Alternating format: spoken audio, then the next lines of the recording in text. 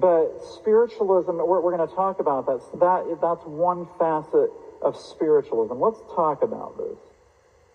We understand that in Revelation chapter 12, verse 9, which we just read, the great dragon is called Satan, but he is also called the old serpent, or the devil. And we know that the old serpent goes all the way back to the Garden of Eden. The old serpent is also the dragon.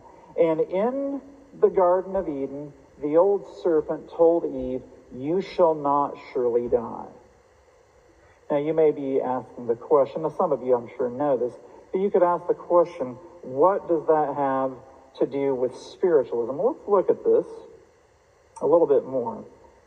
And we've talked about this already. The teaching that the dead do not really die is spiritualism. So the serpent, who is the dragon, who is Satan, lies to Eve and tells her, "You will not surely die." And that was his argument. He was saying that she would enter into a higher plane of existence. And from that, pagan philosophy has come down through time and has taught that there's an afterlife. When this life comes to an end, you go to your next life. And you see the various false religions. Some of them will teach reincarnation and all these different things. And that's all part of spiritualism. But spiritualism is a lot more to it than that. It's more insidious and sinister.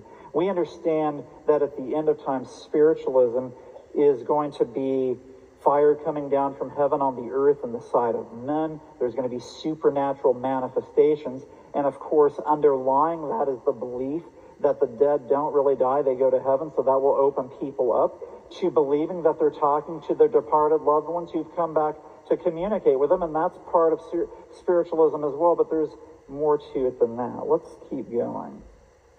Think about this. When Satan said to Eve, "You will not surely die," what he was telling her is that disobedience does not lead to death.